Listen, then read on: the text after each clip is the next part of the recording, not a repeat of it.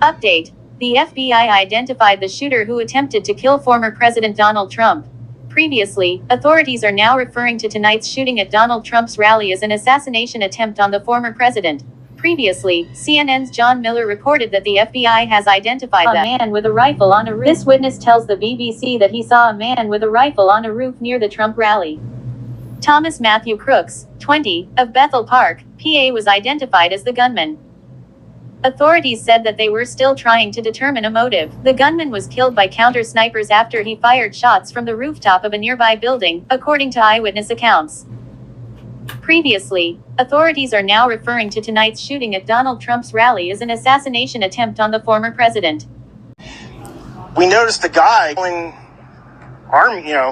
bear crawling up the roof of the building beside him, 50 feet away from us. So we're standing there, we're pointing at the guy crawling up the roof. And he had a gun, right? He had a rifle. We could clearly see him with a rifle. Absolutely. We're pointing at him. The police are down there running around on the ground. We're like, hey man, there's a guy on the roof with a rifle. And the police were like, huh, what? Like they didn't know what was going on. We're like, hey, right here on the roof. We can see him from right here. We see him.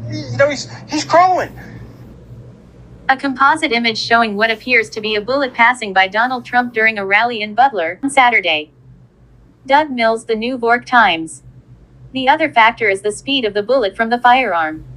On Saturday, law enforcement authorities recovered an AR-15 type semi-automatic rifle at the scene from a deceased white man they believe was the gunman. If the gunman was firing an AR-15 style rifle, the 223 caliber or 5.56 mm bullets they use travel at roughly 3,200 feet per second when they leave the weapon's muzzle, Mr. Harrigan said. And with a 1/8,000th of a second shutter speed, this would allow the bullet to travel approximately 4/10 of a foot while the shutter is open. Most cameras used to capture images of bullets in flight are using extremely high-speed specialty cameras not normally utilized for regular photography, so catching a bullet on a side trajectory as seen in that photo would be a 1 in a million shot and nearly impossible to catch even if one knew the bullet was coming, he said. In Mr. Harrigan's last assignment, he led the Bureau's firearms training unit and currently works as a consultant in the firearms industry. Given the circumstances, if that's not showing the bullet's path through the air, I don't know what else it would be. A firecracker, it seemed. Mr. Trump grabbed at his ear. And then, pop, pop, pop. Suddenly, a day of big emotions, glee, unity and righteous anger, was now shattered by fear. Around the grandstand where Mr. Trump had been speaking, beneath an enormous American flag suspended between two cranes, the spectators crouched. Secret Service officers swarmed over Mr. Trump. It was now clear what was happening. Thousands of people, from those in the bleachers to the many watching from a large grassy field, dropped to the ground almost in unison. Just before the shots rang out, some in the crowd said, it seemed as if law enforcement snipers who were perched atop a barn had noticed movement nearby. The snipers seemed to be focusing on something off to the side of the grandstand in the direction of a building and a water tower just outside the farm show grounds. Videos show possible suspect lying motionless on a nearby rooftop after shooting. Update. The FBI identified the shooter who attempted to kill former President Donald Trump. Thomas Matthew Crooks, 20, of Bethel Park, PA, was identified as the gunman. Authorities said that they were still trying to determine a motive. The gunman was killed by counter-snipers after he fired shots from the rooftop of a nearby building, according to eyewitness accounts. Previously, authorities are now referring to tonight's shooting at Donald Trump's rally as an assassination attempt on the former president. Deadline. One rally-goer was killed and 2 others were critically injured, authorities said. Their identities also have not been made public, but they also were adult males, according to state police. We are continuing to track the latest inputs and developments from the ground. Now, Donald Trump has now landed in New Jersey, especially after his attack. These are the latest inputs that we are tracking at this point of time. Donald Trump earlier this morning had also pointed out and sent out a short email to his supporters, suggesting that he will not back out and he continues to remain safe. Now, remember, the attack on former President Donald Trump has sent shockwaves across the nation and the world, sparking a widespread condemnation and calls for unity. Good morning. I'm Lindsay Reiser at the CBS Broadcast Center. It is 8 a.m. Eastern Time on this Sunday, and we continue to follow breaking news.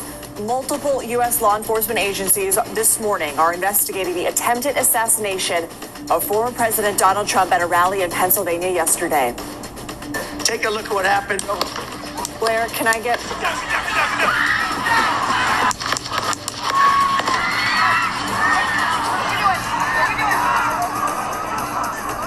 That is the moment the shooting happened just after 6 p.m. Eastern Saturday. The presumptive Republican nominee had walked on stage, and about 6 minutes later, shots were heard. The shooting left the Republican candidate bleeding from the ear. Trump dropped to the ground for cover and was immediately sworn by Secret Service agents. He was eventually escorted off stage and into a waiting motorcade car. The former president was treated and released from a local hospital Saturday night. One other person attending the rally was killed, 2 others critically injured. The shooter was killed by federal agents. In a post on Truth Social, Donald Trump said in part, quote, "I was shot with a bullet that pierced the upper part of my right ear. I knew immediately that something was wrong and that I heard a whizzing sound, shots, and immediately felt the bullet ripping through the skin." The FBI has identified the shooter as 20-year-old Thomas Crooks from Bethel Park, Pennsylvania, about an hour from the rally. Law enforcement agents were seen conducting a search on what is believed to be the home of the now deceased shooter. The FBI has taken the lead in the investigation and said last night it will be ongoing for some time.